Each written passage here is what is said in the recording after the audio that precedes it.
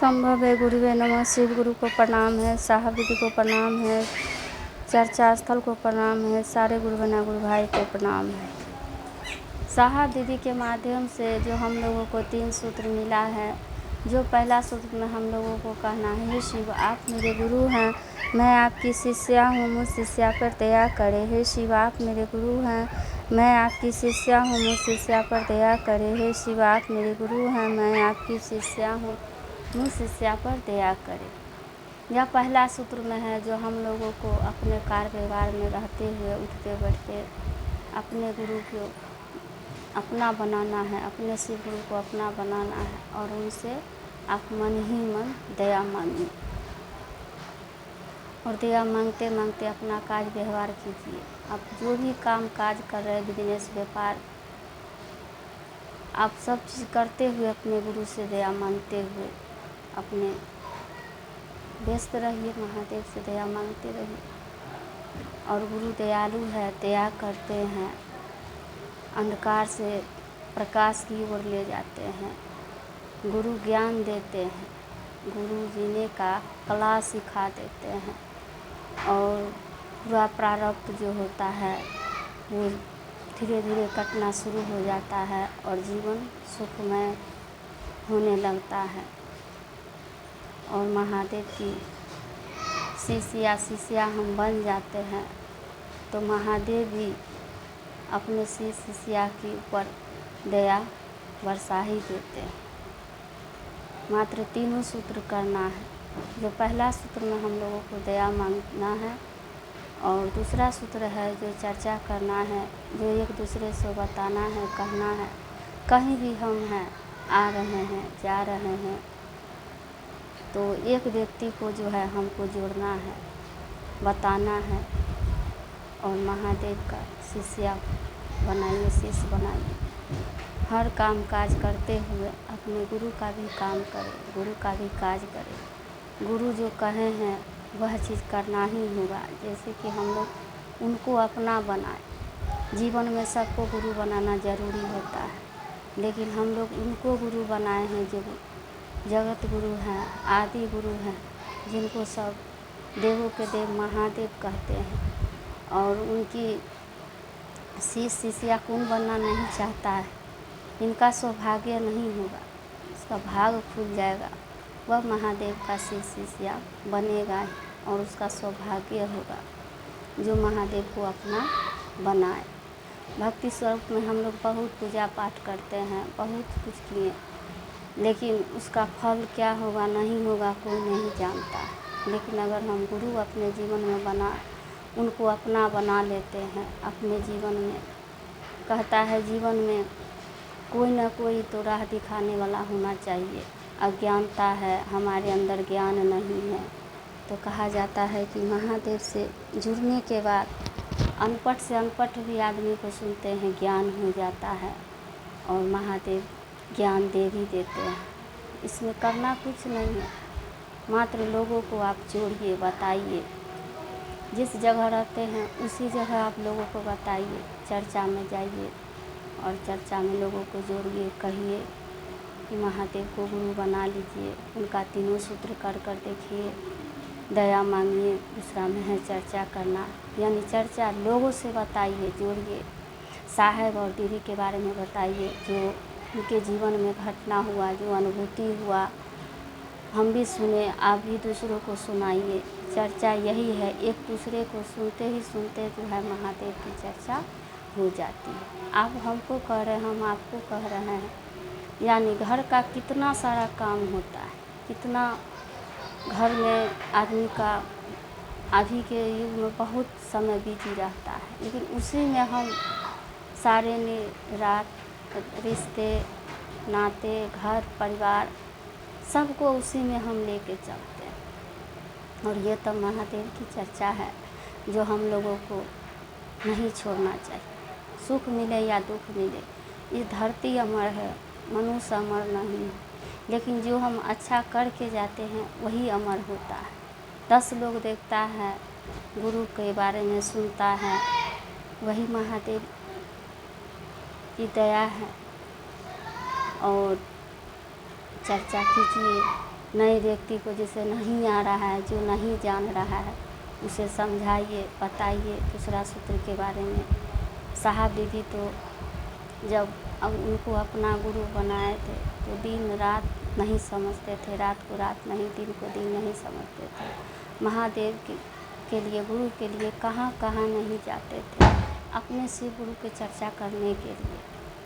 और आज साहब दीदी को यह 3 सूत्र का गुरु की दया हुई, जो लोगों को बताते हैं, जोड़ते हैं और उससे परिणाम मिल रहा है।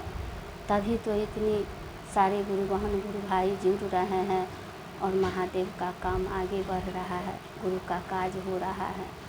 अब तो इतना सुंदर हो गया है, इसमें कुछ नहीं है, बस लोगों से जोड़िए, बताइए, कहिए।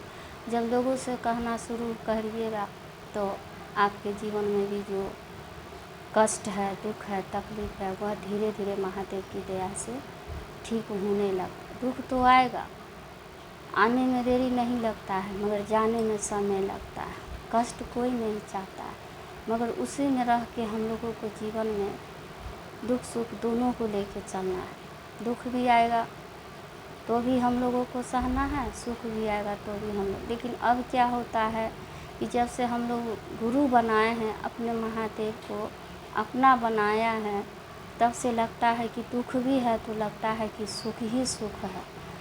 और एहसास नहीं होता है कि हम सुना में बैठे हुए हैं या एकांत में बैठे। बड़ा बड़ा पार्टी फंक्शन होता है, बहुत कुछ होता है, लेकिन मन उस जगह जाने का इच्छा नहीं होता है। क्यों? क्योंकि महादेव से हम कहते हैं गुरु इतना अच्छा चीज़ जो दिए हैं ना, इस चीज़ अमृत से कम नहीं है।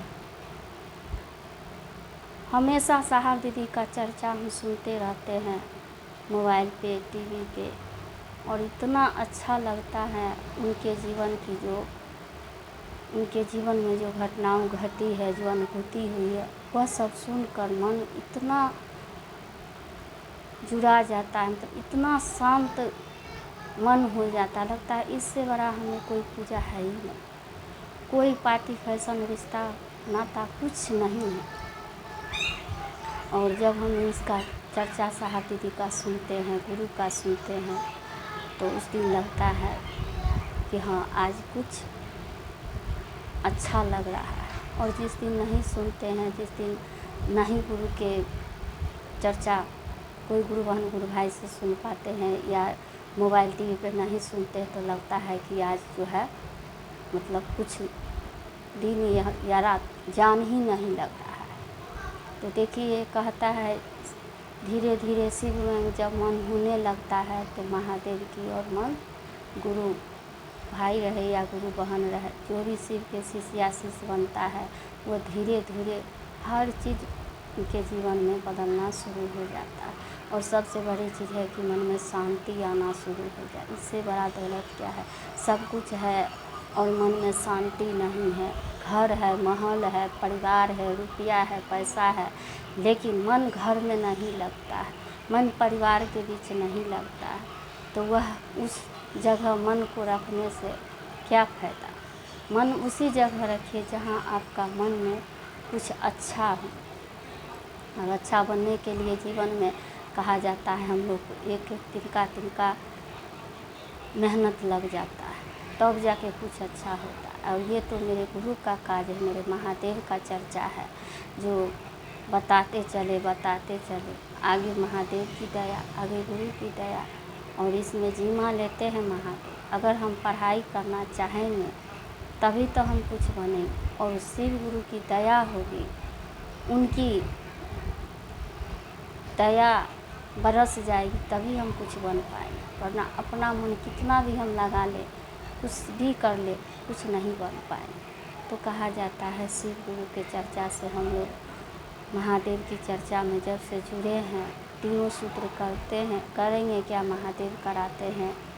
और साहब दीदी की दया है, शिव गुरु की दया है, जो सही में लगता है कोई है जो हम लोगों के बीच में रास्ता दिखा रहा है, बता रहा है, समझा रहा है। ऐसा लग रहा है, महसूस भी होता है। कि महादेव की चर्चा में बहुत ही दया बरस रही है। एक छोटी सी कथा है जो भगवान विष्णु और माता लक्ष्मी के बारे में बताया जा रहा है। एक समय की बात है कि भगवान विष्णु ने माता लक्ष्मी से कहा कि हे लक्ष्मी, आपको कुछ दिनों के लिए असव रूप में से जन्म लेकर आपको धरती पे जाना होगा। अब माता लक्ष्मी ने पूछने लगी भगवान विष्णु से, नारायण से, कि हे स्वामी, हे प्रभु, आप ये क्या कह रहे हैं? मुझे क्यों असव रूप में धरती पे जाना पड़ रहा है? ऐसी क्या मुझसे गलती हो गई, क्या अपराध हो गए? तो भगवान विष्णु इतना ही बताएं, नारायण इतना ही बताएं, कहे कि हे लक्ष्मी, आपको श्राप लगा है और इस श्राप की वजह से आपको असव रूप में जन्म लेके धरती पर जाना ही होगा। अब माता लक्ष्मी श्राप की बात सुनी तो माँ सोचने लगी कि हे प्रभु, कोई और रास्ता नहीं है जिससे हम क्षमा प्रार्थना कर और इस श्राप से निकल सके?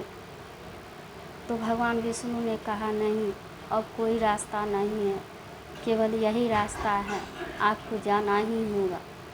अब माता लक्ष्मी वह तो देवी थी और माता लक्ष्मी कैसे ही अपने उनकी बात को काटती। वह पतिव्रता नारी थी, जो पति कहते हैं उनका आज्ञा का तो पालन करना ही होगा। अब वह कहने लगी कि यदि प्रभु आपकी ही यह बताई हुई और आप ही कह रहे हैं तो हमें जाना ही होगा। कोई भी नहीं चाहता है कि हम अपना पति से अलग रहें या पत्नी से अलग रहें, लेकिन सही में पाप ऐसा चीज़ होता है, बददुआ ऐसा चीज़ होता है कि हर आदमी को जब तक क्षमा नहीं मांगे, उसे भोगेंगे नहीं, तब तक कोई रास्ता नहीं मिलता है। तो उनके ही अच्छाई के लिए भगवान विष्णु ने कहा, क्या उनकी पत्नी थे तो उन्हें दर्द नहीं था, तकलीफ नहीं था, बहुत दुख हुआ, लेकिन शराब से और बददुआ से कोई नहीं बचता है। और यदि रास्ता मिल जाए तो उसे कहता है कि उस राह पे चलकर क्षमा प्रार्थना कर लेना चाहिए ताकि यह भूल दोबारा न हो।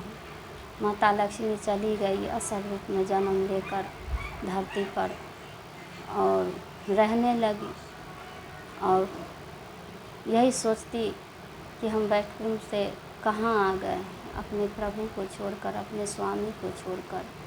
उनके मन में हमेशा अपने पति के प्रति बड़ा ही भाव रहता था, बड़ा ही उनकी याद आता था।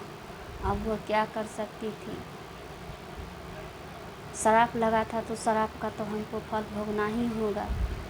अब माता 1000 साल से पूजा व्रत उपासना शिव जी के करने लगी, महादेव का व्रत उपासना करने लगी, क्योंकि वह माता लक्ष्मी जान रही थी कि इस श्राप से और इस पाप से तो केवल महादेव ही, केवल भोलेनाथ ही बचा सकते हैं। उन्होंने महादेव की पूजा आराधना व्रत उपासना करना शुरू कर दी। करते करते एक दिन भोलेनाथ उस जगह पे प्रकट हुए और माता लक्ष्मी को दर्शन दिए और उन्होंने मुस्कुराते हुए कहा कि हे देवी लक्ष्मी, आप इस वक्त और यहाँ आपको भगवान विष्णु के पास होना चाहिए, नारायण के पास होना चाहिए। आप तो एक पल के लिए उनके चरण से दूर नहीं रहते, तो आप इस वक्त यहाँ क्या कर रहे हैं और इस रूप में? तब माता लक्ष्मी ने भोलेनाथ को प्रार्थना करने लगी कि हे प्रभु, हमसे जो पाप हो गई, जो भूल हो गई, जो अपराध हो गई, हे महादेव, हमें इस श्राप से मुक्त कीजिए और हमारा कल्याण कीजिए, उद्धार कीजिए। तो भोलेनाथ ने कहा कि ठीक है देवी लक्ष्मी, आपको इस पाप से और इस श्राप से मुक्ति मिलेगा। तो उन्होंने कहने लगे कि आपको एक पुत्र होगा, अब वो कहने लगी कि हे भोलेनाथ, मैं तो असब रूप में और इस धरती पर हूँ और बैठकु में नारायण है, भगवान विष्णु, जब तक वो नहीं आएंगे मुझे पुत्र कैसे होगा। तो तुरंत भोलेनाथ ने अपने दूत को भेजे और भगवान विष्णु को खबर किए और भगवान विष्णु भी उसी जगह उस धरती पर असब रूप धारण करके और माता लक्ष्मी के पास पहुँचे। अब पहुँचे तो वो भगवान विष्णु मुस्कुराने लगे मन ही मन और भोलेनाथ भी मन ही मन मुस्कुराने लगे कि धन हो प्रभु, जो आपने मुझे यह पाप से, यह शराब से बचाया है और निकाला है। हे भोलेनाथ, आपकी दया अपरंपार है। हे महादेव, आप दयालु हैं जो मुझे इस जन्म में भी अच्छा ही ज़िंदगी जीने का मिला है। तब दोनों माता लक्ष्मी और भगवान विष्णु ने दोनों पति पत्नी के असब रूप धारण कर कर उसी जगह पर रहे और एक पुत्र को जन्म हुआ। भोलेनाथ ने दर्शन दिए और उन बच्चों को भी दर्शन दिया, दोनों भगवान विष्णु और माता लक्ष्मी को भी, और उनको उसी जगह स्थापित करके अपना पुत्र को, और फिर बैठकुंड माता लक्ष्मी और भगवान विष्णु चले गए और भोलेनाथ को प्रार्थना कर कर उन्हें स्तुति कर कर वहीं से अर्धांग सबक में अपने स्थान हो गए। तो देखिए, एक छोटी सी कहानी थी। जब भगवान ही एक भगवान के को रास्ता दिखाते हैं तो हम लोग तो मनुष्य है, हम लोग इसी गुरु का चर्चा करते करते न जाने कब हम लोग के जीवन कहाँ पे भाग जग जाए, चमक जाए, कोई नहीं देखने गया है। और जो भी गुरु स्वरूप में यह तीनों सूत्र किया है उसका जीवन धन्य धन्य बन गया है। तो हम लोग का भी जीवन सुख में, आनंद में हो, इससे बड़ा चीज़ क्या चाहिए। तो दूसरों को भी बताइए और खुद भी कीजिए, और तीनों सूत्र में महादेव की दया बरसती है। लेकिन हम तीनों सूत्र करें तब। और तीसरा सूत्र में है जो नमः शिवाय से प्रणाम करना है 108 बार। इसी के साथ ये गुरु के चरणों में चर्चा को विराम होता है। अगली चर्चा के लिए प्रार्थना करती हूँ, दया मांगती हूँ। जग जग महादेव,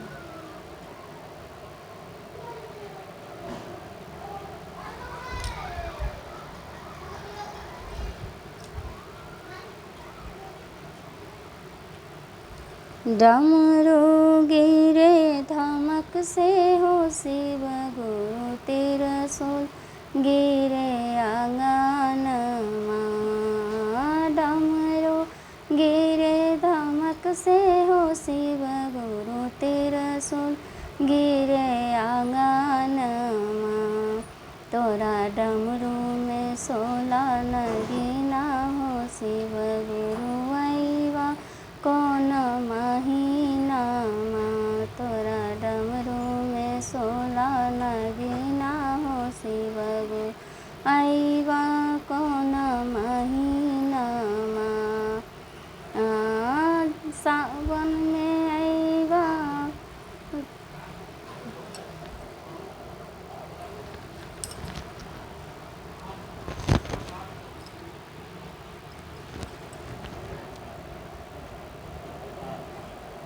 जेठो नाइबा आखारो नाइबा, जेठो नाइबा आखारो नाइबा, आइबा सावन महीना माँ।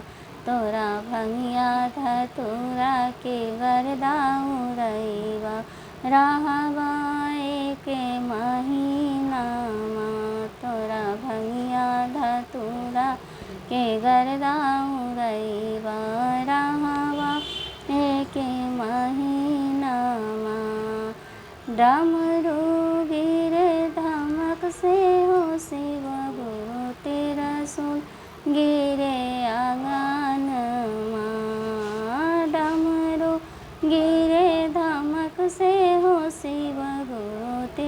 सुन गिरे आंगनमा तोरा डमरू में 16 नागिन माहो शिव गुरु आईबा कौन महीनामा तोरा डमरू में 16 नागिना हो शिव गुरु आईबा कौन महीनामा कार्तिक नाइबा अघनो नाइबा कार्तिक नाइबा अघनो नाइबा आइबा सावन महीनामा आइबा सावन महीनामा तोरा मिश्री मेवा के गर्दा उड़ैबा रहवा एके महीनामा तोरा मिश्री मेवा के गर्दा उड़ैबा रहवा एके महीनामा डमरू गिरे धमक से हो शिव गुरु त्रिशूल गिरे आंगनमा डमरू गिरे धमक से हो शिव गुरु त्रिशूल गिरे आंगनमा तोरा डमरू में 16 नागिनमा हो शिव गुरु आईबा कौन महीनामा तोरा डमरू में 16 नागिना हो शिव गुरु आईबा कौन महीनामा पुसो नाइबा माघो नाइबा पुसो नाइबा माघो नाइबा आइबा सावन महीनामा आइबा सावन महीनामा तोरा धतुरा बेल पतिया के गर्दा उड़ैबा रहवा एक महीनामा तोरा धतुरा बेल पतिया के गर्दा उड़ैबा रहवा एक महीनामा।